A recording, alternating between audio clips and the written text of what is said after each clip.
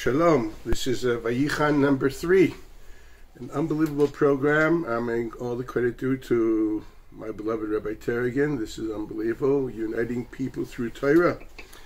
What could be better? What could be more important? So once again, Cheloi Raisa, you should only be Matzliach in this Ribu Kavod Shemayim. And I'm very honored and unbelievably fulfilled by being part of this unbelievable program. We hope this should have impact on people to think more, learn more, and ultimately be better people and better Jews. Well, let's start. I understand the broad topic is the period, the Churban, etc. Around the idea possibly of Avos Yisrael. I'm sure there's going to be a lot of talk about Avos Yisrael, and since I'm usually at the end of this, I think I'll talk more about what the Churban is to me. I say this because this is the time of the year where it seems to be quite hard, to be honest. Every year I think over and over again, do I really miss this Mikdash? My cultural reality is as such that I really don't think I'm going to miss the idea of skirted priests slitting throats of goats and sprinkling blood on altars, or Levine singing this nasal oriental music that you probably hear in the old city. I guess there's I would prefer Bach, or maybe, Mozart. What do I miss here? Do I miss animal sacrifices? To be very honest, at the moment, no. Even when I daven every day, when I pray for these things, Hashem V'Savaida, I actually ask God, please help me really want this. It's a struggle for the person that grew up in the Western world, to be honest. Do you really, really want this to happen the way it is, or would you like to kick it into metaphor? Yeah, the Bechina of Mikdash is easy to want, because then it's very subjective. But the Mikdash, the way it is, it's quite hard. And the problem is that we're now going into a stage of Avelus, especially when we hit Rosh Chodesh Av and Shavua Shechal B'Tisha B'Av. Mamish dinim of an Avel of Avelus Gemura. The extent that there were Kadmonim that didn't put on Tefillin Shorosh at all. Not the way we do in the morning, we don't do it in the afternoon. They didn't put it on. And there were Neig Minhage Avelus. The Gemara says the more that you're a Talmud Chacham, Rama points this out, the more Avelus you had. Obviously, it means to say people who live more in a world of thought really, really miss this more than others. Rama writes, most of the halachas of Tisha B'Av that you know about, many of them rather, are Minhage Talmidei Chachamim. It was Minhage Talmidei Chachamim. There's a very famous Gemara of a person that walked the streets with black shoes, and at the time black shoes was a simon of Avelus, and it says, who are you that you can walk around saying that you really mourn for Jerusalem? And I thought he was a Baal Gaiva. Like, how can I walk around expressing, I really mourn for Jerusalem? They put him in jail. And then he says, no, I'm a Gaver Rabbah. And whatever happened to the story, it's a very interesting story. At the end, they saw he was a Gaver Rabbah, and they let him out, implying that the more you're a Gaver Rabbah, the more it's actually appropriate. It makes sense that you actually mourn for Jerusalem. And the more shallow you are, the less you miss it. The externalities of the Mikdash, anybody could miss. But what it really means, and seeing what happens in the externalities represents what it means, that seems to be the domain of people who live in the world of thought. Those people miss what it really means, and ultimately they miss the Mikdash for what it means. So every year I try to understand what the Mikdash is for me. It's been going years and years, and sometimes I go back to an idea and I find more depth into it, because Avelus has to be something which is real. You got to miss something. Well, here's one theme that I developed, because it comes out of, honestly, it's subjective. I want to share it with you. I'd like to, maybe you'll find your own ways of missing the Mikdash. And I'm going to show you an example how I understand it. This is one approach out of many. Every Tisha B'Av is another year. Until Mitzvah Shem, hopefully this year, this is just going to be a promo for Bias HaMikdash, and there is going to be a Mikdash. At least then we'll be able to go and say, well, this is what it means. Good, I want it. This is what I'm trying to teach. Okay, so let's start. We all know that the Gemara says, called Misabel Yerushalayim Zoiche V'roye B'Nechemasa. You actually have to be misabel on Yerushalayim if you want to see the rebuilding and the comforting. And to the extent that you are misabel, you will be misnachem, which is so important. Pasuk says in Eicha Perik Beis, Pasuk Yud Zayin, Asa Hashem Asher Zamam, God, that's what He had planned. Bitza Imrato. Little translation, he did or actualized that which he said he would do. Asher tzivami meikedim, that which he had commanded from yesteryear, which we know this goes all the way back to the Parshas HaMeraglim. Haras v'lo chamal, he destroyed with no mercy. Vayisamach alayich oyev, actually your enemy was very happy about this. Herim keren sarayich, those who were your afflictors, all of a sudden the stature rose. This is what the pasuk says. But the Medrash points out that the idea of bitza emraso can also be understood, or rather some kind of a metaphor, to the idea of bitza means to say he was mivatzea, he split, he opened up. Emrato means the hem of his garment, the hem of his clothes. Okay, the idea that you have a certain beged which you've undone, it's the hem of it. It's become bitza purpira shaloi. That's the lashon in the Medrash. He undid the hem of his purple, which is majestic clothing. As we know, purpira is supposed to be the name for techelis.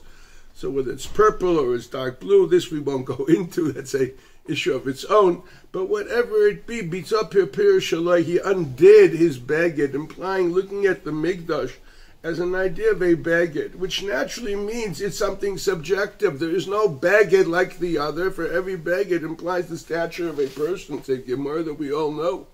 Rabbi Yochanan says that mani mechabdusa. My beged is my stature, is my honor. It's what sets me aside and makes me different.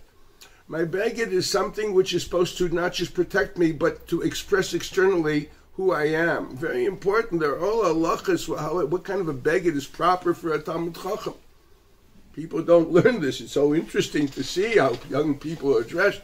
L'maisa, look up a Rambam. Well, maybe they don't think they're Talmid Chachamim, which is a possibility. But if you read Lashon Rambam, for example, torn things don't work too well. So I guess the torn jeans, etc., don't work if you plan to be considered a Talmid Chacham. Or maybe you're a big Anav and you don't think you are. That's very nice. But the reality is that the beged is supposed to express your stature. And when we talk about that God undid his beged, implying to say that the Mikdash is called a beged, okay? It's a beged, it's a subjective reality giving stature to every person. Once again, telling me, yes, I have to find my beged. What is my Mikdash? Well, there's a very famous custom, it's brought down in the Shulchan Aruch already. Coming out of this pasuk, this custom is nismach, is supported, is somewhat of an asmachta from this medrash. Bitzayim Rasai, undoing the beged. Two things are there. First of all, the minig is not to wear tzitzis, talis. Minig was not to wear tzitzis in Tisha B'Av in the morning. You don't daven with the talis. Bitzayim Rasai, he undid the beged of tzitzis. Another minig is to take away the paraychas. B'tzayim Rasai, he undid his beged, and the specific beged, unique word which is defined as beged in the Beis HaMikdash, is the paraychas. For it's a beged somehow protecting and projecting the movement between the Kodesh and the Kodesh HaKadoshim, or rather from Kodesh HaKadoshim and the Kodesh. I'd like to explain this. What are these begadim, uniquely of the minig of tzitzis and paraychas, how that somehow will teach me what is my beged in this Mikdash. Very famous Gemara in Gittin, Daf Nun Vav. Gemara there describes how Titus was a mecharef and megadif, very blasphemous. He came in and he blasphemed God. The Gemara describes Dafnin Vavam Abayz. He did multiple things there. He took a Sefer Torah, he took a harlot and had a sexual encounter with her in the Beis Hamikdash, basically to show there's nothing there. Then he took out his sword and he sliced the paraychas. The Gemara says, V'nasa nes. There was a nes, a miracle, and blood, drops of blood, came out of that cut, out of the severed paraychas. And obviously, and it says there that Titus thought he had killed God. That God is embodied in the paraychas, and by cutting into the paraychas, he had cut God. He had killed God. That's what the Gemara says. Harek is atzmai, the Gemara uses a lashon, which is a kinui to HaKadosh Baruch Hu b'lashon nikia, if you can read Rashi there. So obviously, and then the pasuk comes out and says, no, don't worry about it. But what does it mean? What is Chazal telling us? Did it really happen? Well, if it really happened, HaKadosh Baruch Hu oina oisa nes b'chdi doesn't do it for anything. There's got a meaning in it. And if it didn't actually happen, just Chazal are trying to describe something in a metaphoric way, typical Moralian approach, well then it also has to be explained. If it's a nes, it's there to teach you something. And if it's only a metaphor of a nes, definitely Chazal are trying to teach you something. So what really happened there with Titus killing the paraychas, thinking he's killing God, and blood coming out. The Maharal in his book Netzach Yisrael in Perik Hay elaborates on this at length, and I'm going to explain it, if I may, in my fashion. There's an obsession with uniqueness of blood in the Mikra. We even call every murder shvichas damim, pouring blood. It's actually not true. It's if you use a knife, you're pouring blood. I can grant that, but there are other ways of killing people. There's arba misas bezdin. I mean, there's lav dafka shvichas damim when you're doing chenek. Throttling someone does not pour blood. Okay? Sreifa may pour blood internally, I grant that, but you wouldn't see it. You're pouring hot lead down someone. So what exactly is the idea of blood? And in killing somebody through skila, a blunt object falling on someone's head, crushing him, that's the idea of the death because of shvichas damim? Why is it called shvichas damim? What is the idea of kisui adam? Respecting the blood of the animal. Yes, we use the animal for food, we're allowed to, yet there's a certain halacha of respecting the animal by covering his blood. What are we saying here? You know, we say there's an issue of eating blood, drinking blood, or eating frozen blood, because Adam hu nefesh. So to speak, the dam is the nefesh, which obviously cannot be taken literally. I don't believe that anybody thinks that if you get a blood transfusion, you get another soul identity. That would be somewhat pathetic. Well, let's define the word nefesh. We all know the Gemara says that the neshama has 5 names, which means to say that metaphysical entity expresses itself in 5 different ways. What are they? Nefesh, Ruach, Neshama, Chaya, Yechida. Those are the 5 names of the Nefesh, of what you call the Neshama. Neshama is a Shem Kail, it's a total name for the whole reality, but it's also an aspect of the Neshama. Nefesh, Ruach, Neshama. It's actually number 3. We say Elokai Neshama Shenasata Bi Tahirahi. And you know, Reb Chaim Volozhiner asked, for goodness sakes, how can you possibly say that every morning? You've sinned.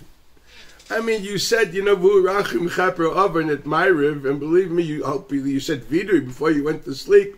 And you know how many Averis you can do before you say Elokai Neshama in the morning? Tahirahi. At the best you say, I need to do tshuva, I want to do tshuva. How can you possibly Tahirahi? It's pure. Reb Chaim asked the question, and the answer Reb Chaim points out is that yes, the only aspects of the neshama which are expressed in your bodily world are the last two, which are called nefesh and ruach. Nefesh means to say that expression of the neshama, which is the properties of called life, the energy of life, the fact that there's a life, there's a living organism here, that gift of life is the one expression of the neshama. And when that nefesh leaves, okay, there's still the neshama, just the nefesh is no more expressed in the body, so the body is no more alive, and that organism crumbles and turns to dust.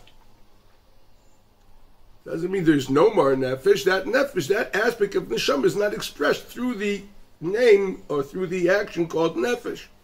Ruach deals with the idea of movement, emotional movement, your psychological profile, and movement at large. Those two aspects are actually those two aspects expressed in your life is what life is. Nefesh and Ruach. Those are the aspects which engage in mitzvahs and engage in sin actively. And that's why Koresh deals with nichrusu hanefasha isais. But your neshama is not actively involved in your maisim b'chol yoim. It's, so to speak, without going into it at the moment, because I'd really love to teach you, but I don't think the time allows. It, so to speak, is above that. It expresses itself in other domains, in other realms, and other levels of existence. And therefore you can honestly say, neshama shenasat b'tohirei.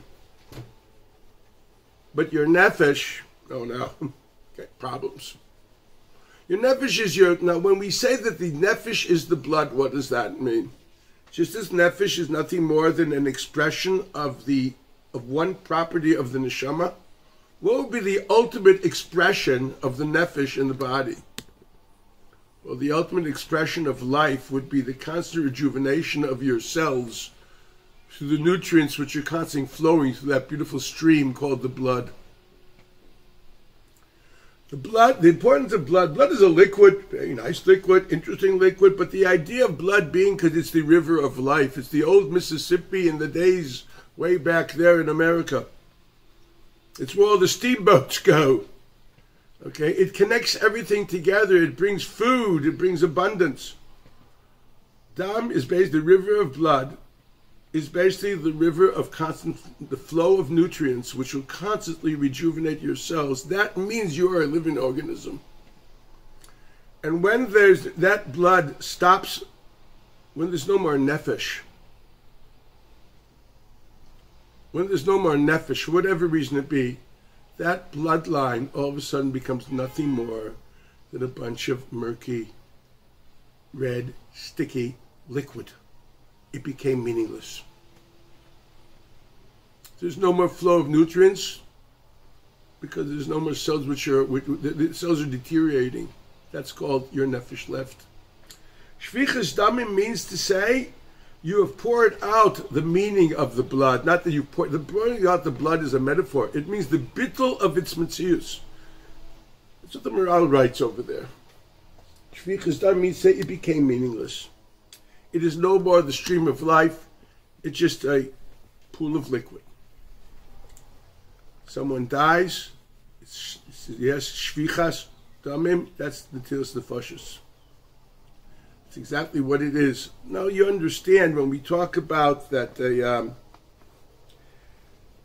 blood coming out of the paraychas. It means to say that which Titus did, he cut away the meaning of the paraychas. He destroyed the meaning of what paraychas was supposed to be. Paraychas had a certain stature, and that became meaningless, destroyed and annulled. And he actually thought he was killing God. That means to say there is no more God expressed. And so God says, no, I'm here. But at the moment, this expression is not happening. And that's what this means. He made this meaningless. And I'd like to try to understand what does paraychas do? And what happened in that churban that all of a sudden there is no more paraychas which is meaningful. What is the yesod of the paraychas? We know that basically the paraychas is that place which is the medium between the Kodesh HaKadoshim and the Kodesh. There is something which divides between them, but in a way it's also the place where they meet. The nature of things, there must be a division between Kodesh and Kedoshim, between Kodesh, but that place of division is also the place of which somehow they join. Gemara says that the two badim of the Aron, which stick out through the Kaparichas, Kishnei Dadim. There's a certain tribe that the Aron wants to come outside into the world of the Kodesh, from the Kodesh HaKadoshim, yet somehow it's expressed there, but through a mechitza. Once again, what does that mean? Well, it goes like this. First and foremost, what is the Kodesh HaKadoshim? You know, the Gemara says that Megillah is something fantastic. The Gemara says that the dimensions of the Kodesh HaKadoshim were 20 amos, 20 cubits. The length of the Kodesh HaKadoshim was 20 cubits. Yet we're talking about Sheni, which there are two kruvim there, and each kruv was 10 cubits. Each kruv was 10 amos. Well, if kruv was 10 amos, that means they touched the walls. And that was just the kruvim. For goodness sakes. Where then is the Aron? You're talking about just the kruvim took 10 amos, and then where's the Aron? The Aron is missing. The kruvim were not in the middle, they were at the side. Where's the Makom Aron? And the Gemara says, Makom Aron eina min hamida, it somehow is not included. Which is unbelievable. In other words, what that Gemara is saying, that in a space of 20 amos, you had something which was more than 20 amos, and mass did not take space. Now, you know that's impossible. It's definitely impossible in the world of physics that we're acquainted with. In the reality of the dimensions of that which is finite, we realize that mass takes space. And yet here there was a place that told us that the Aron HaKodesh does not take space. What happened exactly? Was there a certain movement of time moving faster there and therefore possibly took less space? We're not going into the simplicity of it. They're based on Chazal. I don't know if they knew exactly of the theory of relativity. Is that mass did not take space. Now, what does that mean?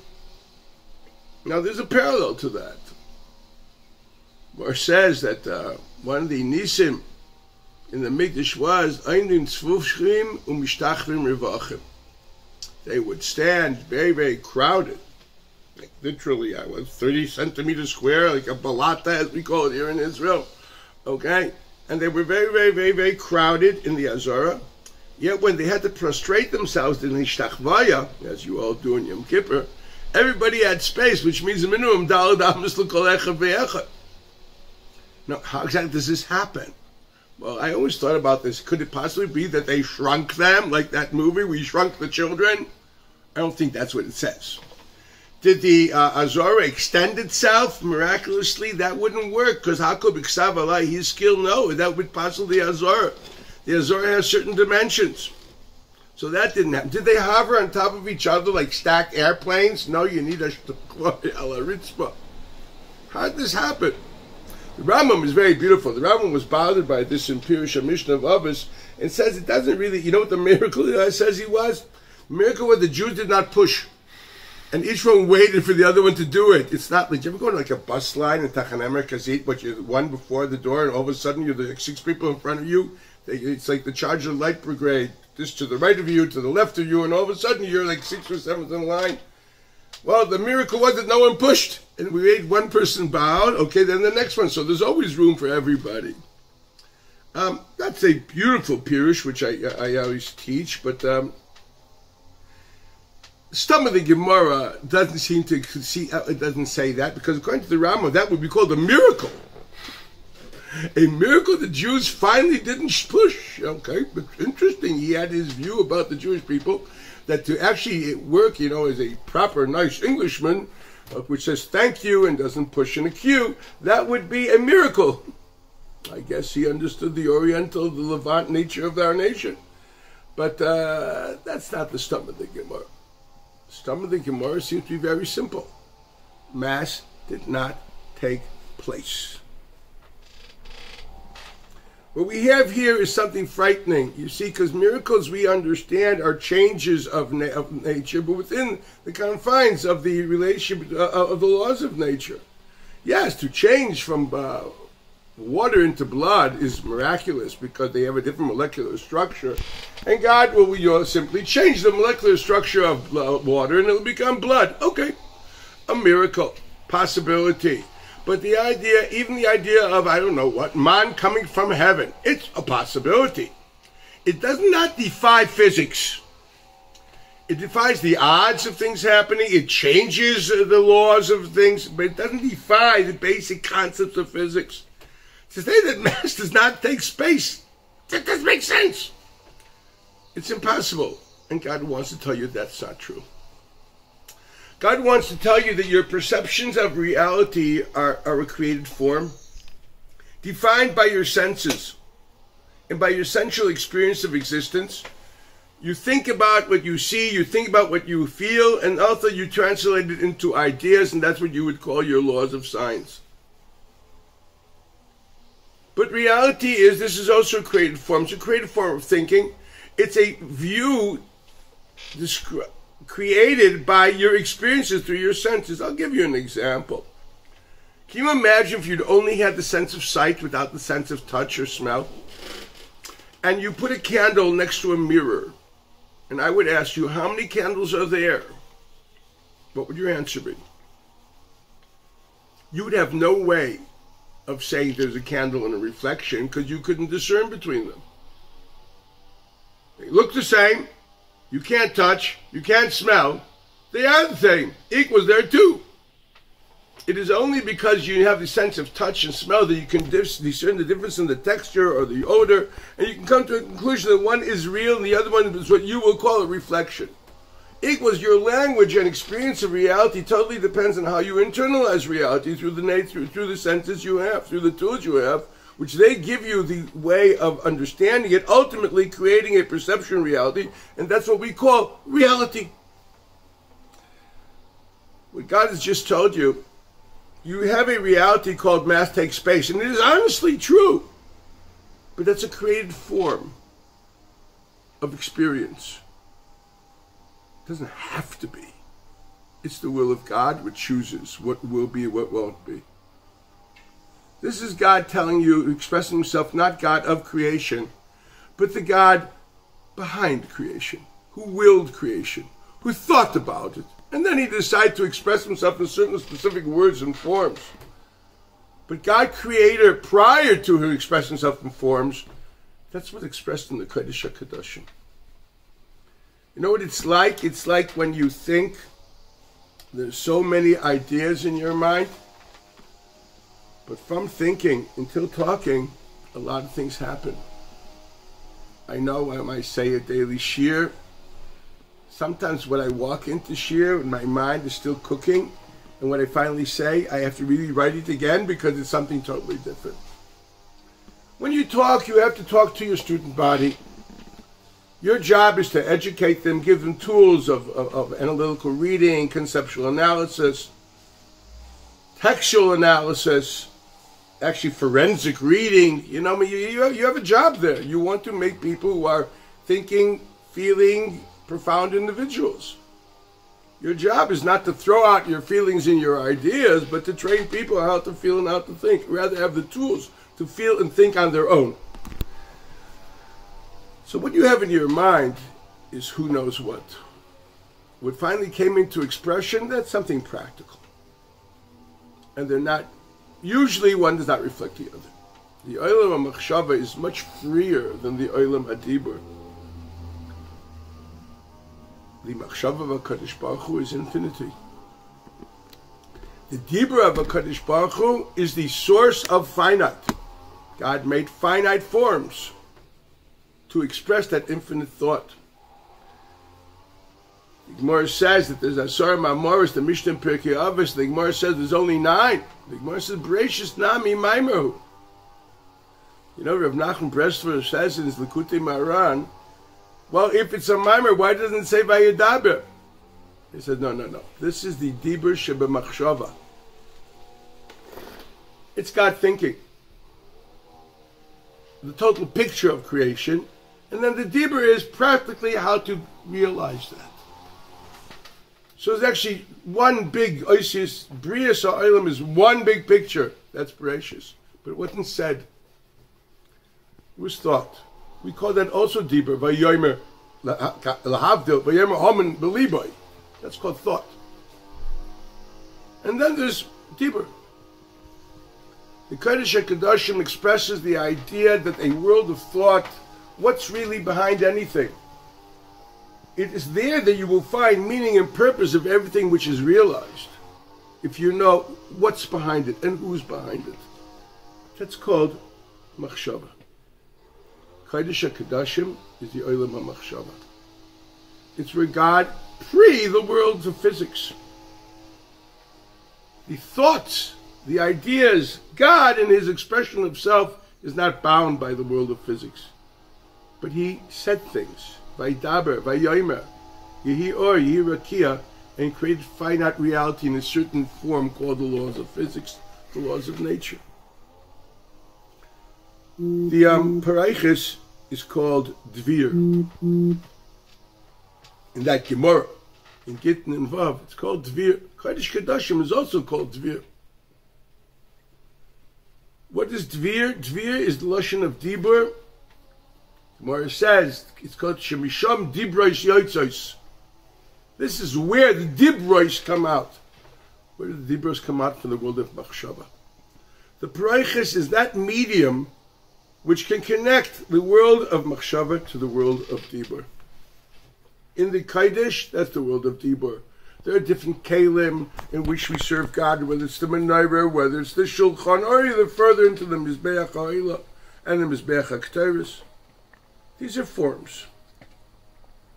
There's a world of transcendent thought, of abstract thought, of where we're really coming from, and then the world of expressing it. You know, the Rambam writes that the Beis HaMikdash is supposed to be a Bayis LaHashem. Muchan lahakriv be'er karbanos. Rambam Perek Aleph, Beis HaBchira Halacha Aleph. You know, I'm always pondered, what does Bayis LaHashem mean? What makes something a Bayis LaHashem?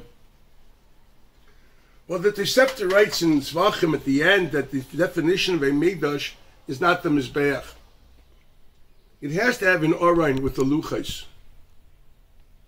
Without an Orain and a Luchas, it's not a Mikdash, it's a Bama Gedaila. And they're made enough communist la'alacha. It's obvious that that's why the Rambam Paskins in Hilchos Beis HaBchira, that the Aron HaKodesh, even during Bayis Sheni, was there, yet in some subterranean cavern in Harabais. That's a Machlokes in Gemara, and the Rambam is Machriya, that Aron Nignas b'Mekayma. And everybody asks, why does the Rambam Paskin Aron Nignas b'Mekayma? And the answer is simple, because of that Tosefta. Without the Aron b'Mekayma, that would not be a Mikdash, it would be a Bama Gedaila. And we know for all halachas, as far as the Korbanos Tzibur and Shabbos are concerned, it was a Mikdash, not a Bama Gedaila. So you needed a Mikdash b'Mekayma. The Chiddush of the Rambam is b'Mekayma. It doesn't have to be in the Kodesh HaKadoshim, which is visible. There's also a subterranean cavern, which is a Kodesh HaKadoshim. Rambam points out that's also where they hid the Tzintzentes Haman and the Mata Aron. Now that is supposed to be Lifnei Hashem in the Kodesh HaKadoshim. And the answer is yes. When Shlomo made the Mikdash, he made a Kodesh HaKadoshim Hagalui and a Kodesh HaKadoshim Anistra. It's a nice way of saying that the world of thought has gone deep, deep, deep into the subterranean realities and much less accessible. Killing the Paraichis is killing that connection between the Kodesh and the Kodesh HaKadoshim, killing the relationship between Olam HaMachshava and Olam HaDibur. You know what it means to you and me? It means to say, A, the world of thought is much less accessible. People live a much more shallow life and don't search for the world of thought, purpose, meaning.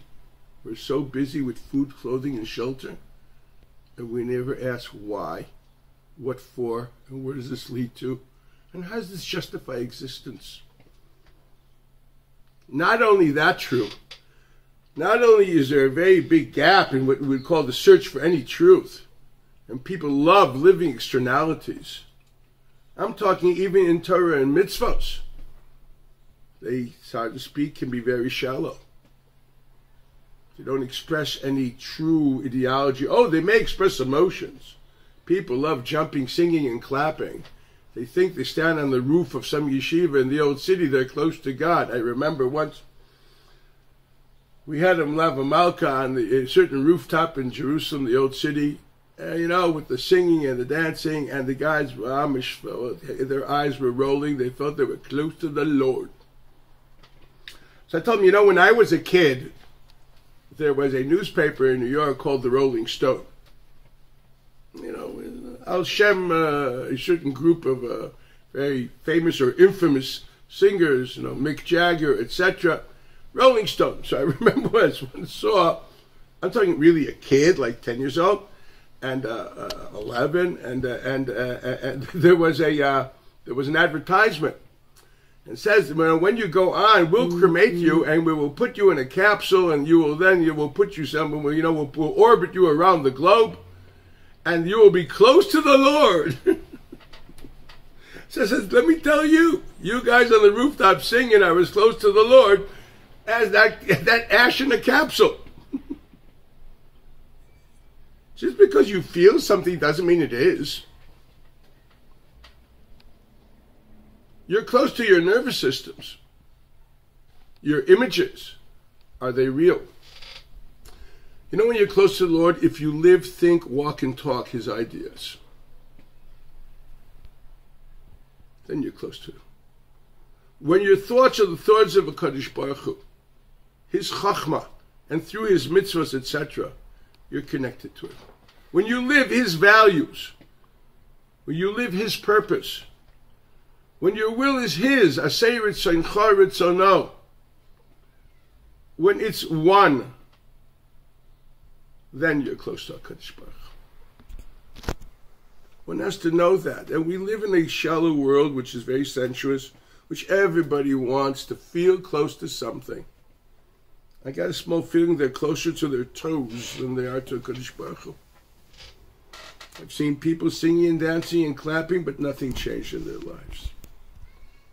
They're still running after externalities and hedonistic pleasures.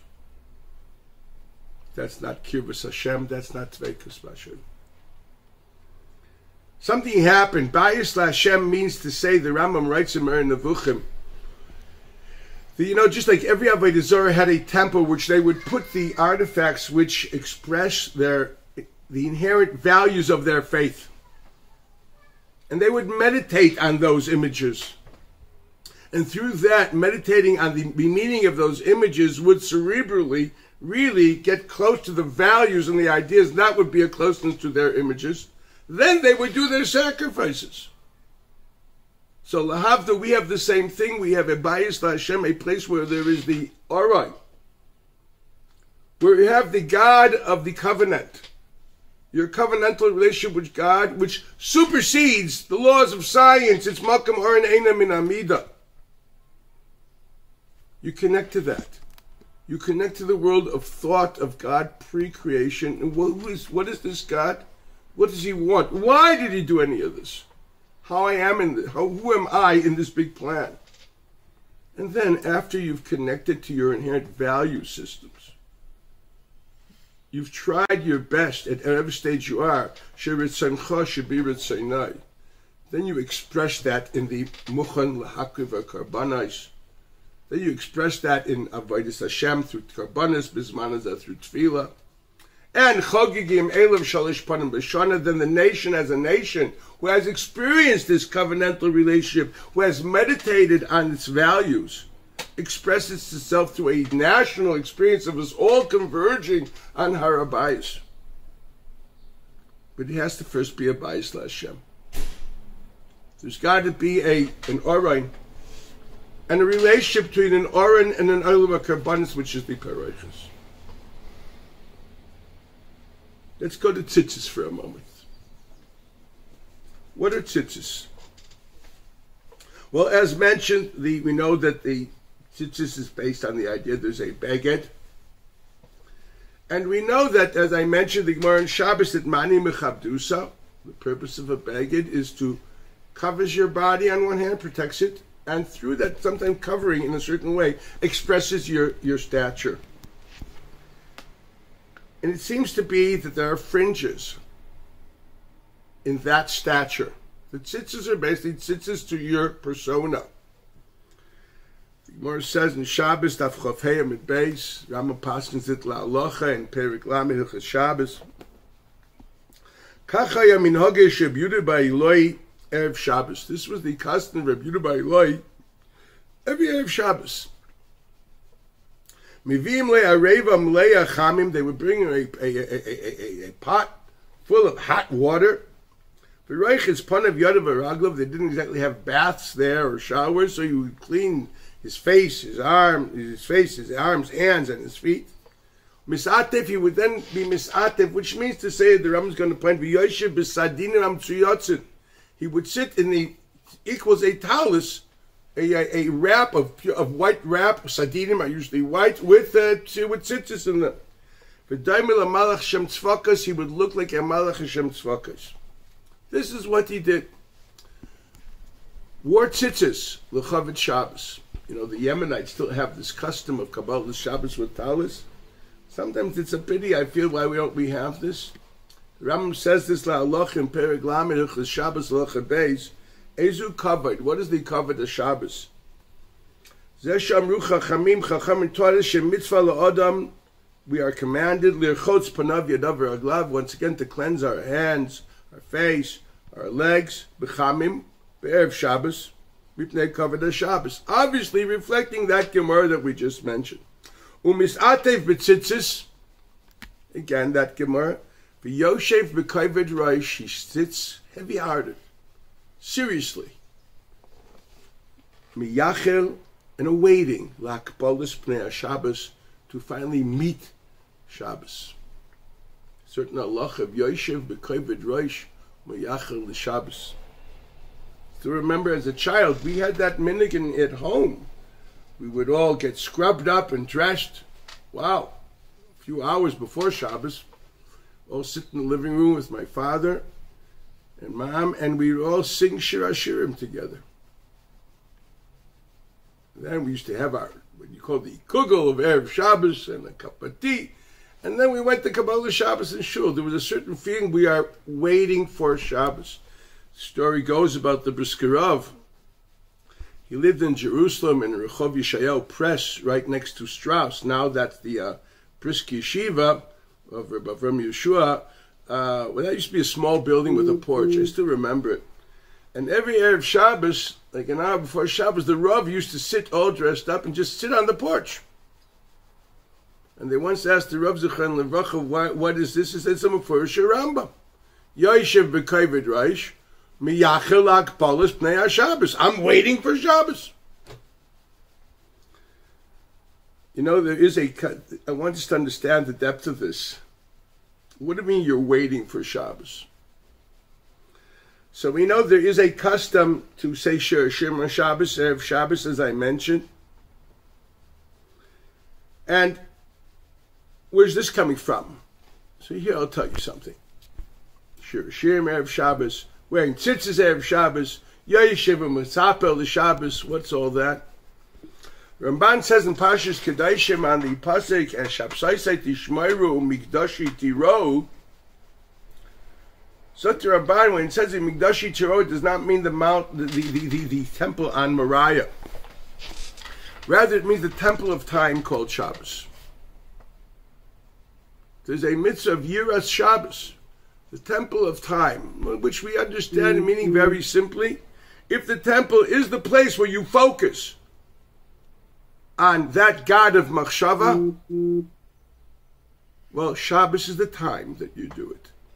Kaddish means transcendent and set aside. Taisus Kedushin, Daf Beis Amud Beis. The temple of place is Moriah. The temple of time is Shabbos. That's what it means, Migdashit. There's a mitzvah of Yiras Shabbos, which means to say, Lo min ha-migdash ata yarei, and mishishaychem b'seicha, you're not afraid of Shabbos. There's a certain sense of acute awareness of godliness on Shabbos, which is Mechayv din of Yiras Shabbos. The Yereim writes it la'alachin, there's me and our mitzvahs, the Yereim and the Bahag say, there's a mitzvah, let's say, of Yira on Shabbos. There's actually a Yerushalmi in Demai that says that the Amoris, which is normally not believed on Demai, because we're not sure he's makbid on Maisers, but if he says he was mafresh Maisers, on Shabbos he's believed. More in the beginning of Demai. Why? Emas Shabbos Olav. The Amoritz of Zman Talmud had a more acute God awareness than we have today.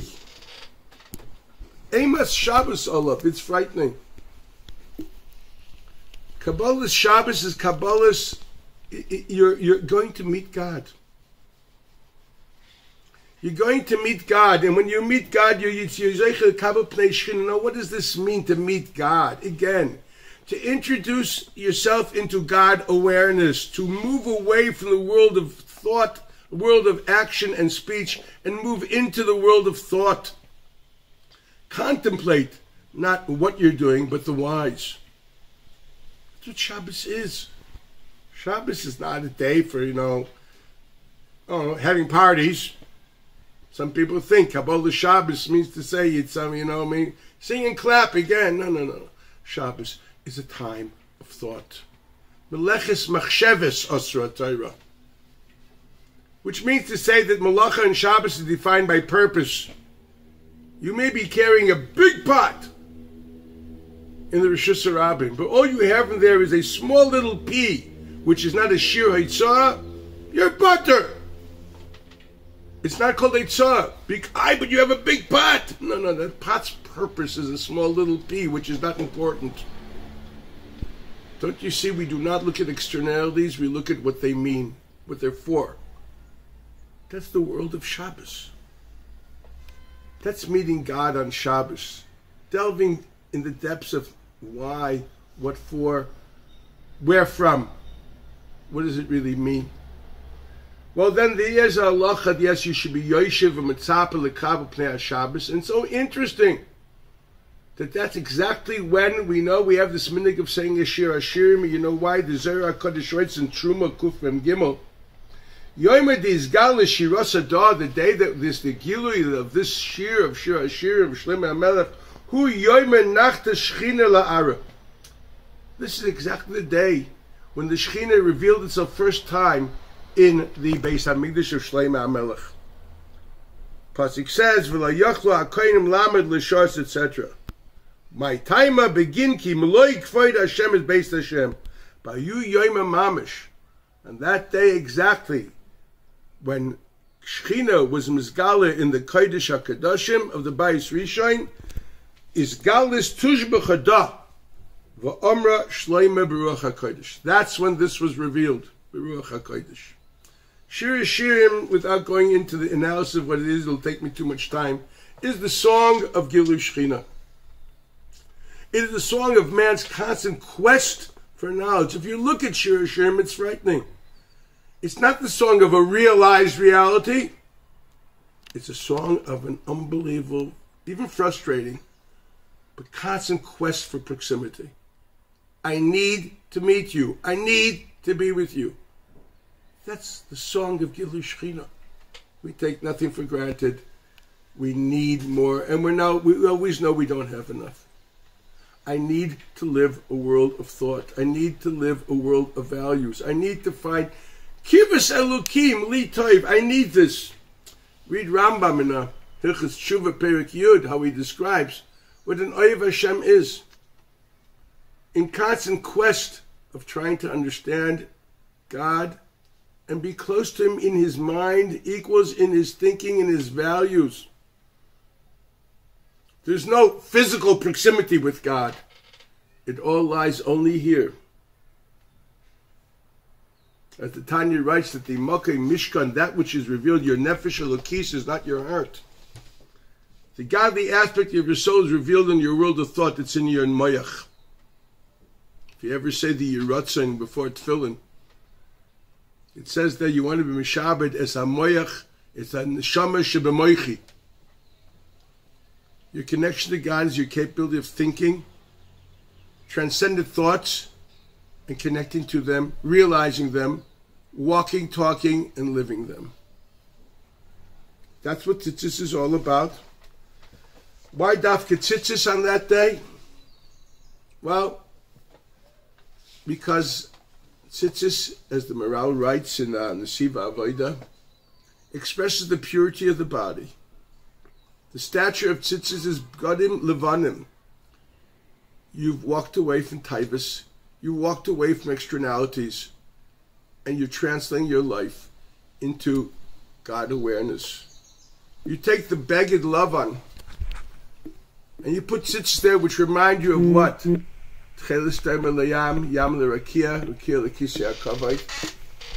try your best to see kisei hakavod wherever you go.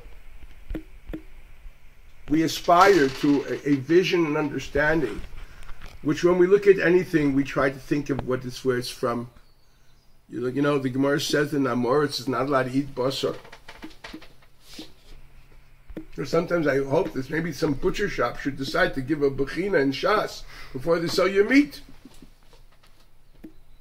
What does it mean? It's very simple, because if you really live a world of values, then what when you see in basar, you see what you can do with it and what it means at multiple levels.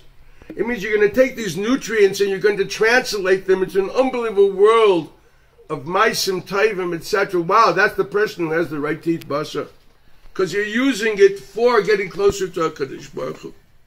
Am Haaretz, you may be baki b'shas, but he's an Am Haaretz. He's not a perfected person. As Rambam says, Am Haaretz doesn't mean ignorant. It means he's still raw material. He hasn't perfected anything, either in his seichel or his midos. That's a quotation of Rambam.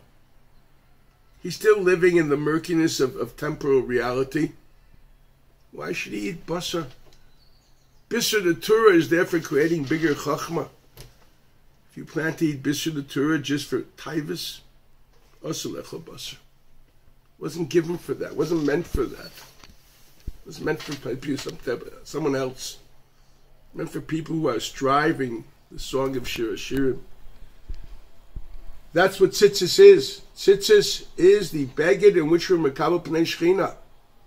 Tzitzis is exactly that. When he says b'gadim levanim. What the Rambam says, we put misatev, but tzitzis are beautiful by Eloi. Yes, because tzitzis is that which takes the body and connects it to.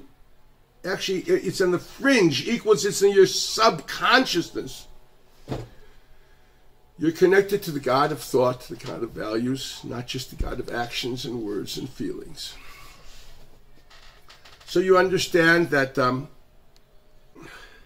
Churban Habayis is the Churban of that, the Churban of the Paraychas.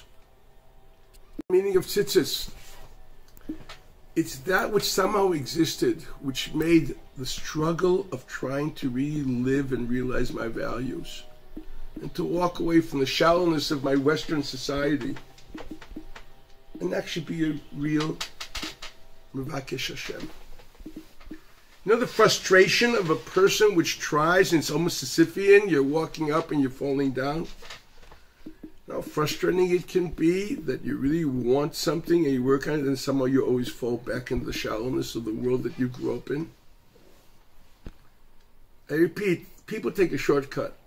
Yeah, dancing, clapping, and they think that emotions will do it. Well, I can tell you they won't. Emotions are very nice and very sweet, and they're needed. But nothing will change unless there's a paradigm switch. One actually understands that, it all goes back to the boss. It all goes back to what my thoughts are. It all goes back to what meaning is. It all goes back to I really look in the mirror and see this is a neshama in a guf, and what a neshama is, and ultimately I must be living according to that. It's called intellectual honesty. It's called consistency. And can you imagine there was a place like that? Just the thought of it is unbelievable. There was a place at that. There was an unbelievable place where you could connect to that. Not just you, but the nation could.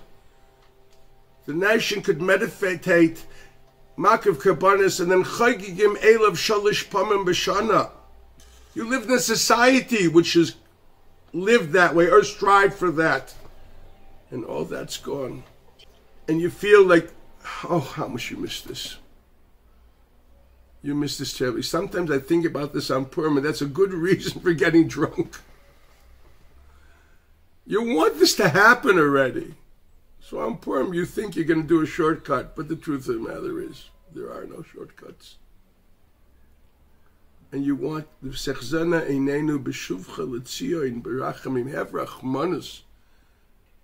And let us finally realize that. Ani Kirvas Hashem L'Tov. Yes, to a person who lives this world of thought, or rather strives, or wishes to will, to want, to desire, to live in that universe. And is quite frustrated how hard this is. These are days of mourning.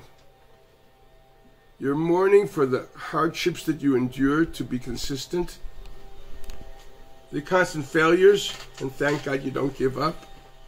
And you're hoping God can please help and bring this Mikdash back. You know, there's a famous Hasidic story that Baal Shem Tov's daughter was once sweeping the base medrash in Meshbush. So all of a sudden she stops and she says, God, I know you're going to help. Could you possibly help a little bit before you help? So yeah, that's my Tisha B'Av. Sharing this with you, it's a bit of a private Tisha B'Av. Hopefully it will induce you to think and formulate your own. Hopefully we will all meet together in Yerushalayim, in the great Mikdash. We'll all be Chagim Elov this Tisha B'Av, and ultimately Shalish Pam B'Shana. Have a great year. Bye.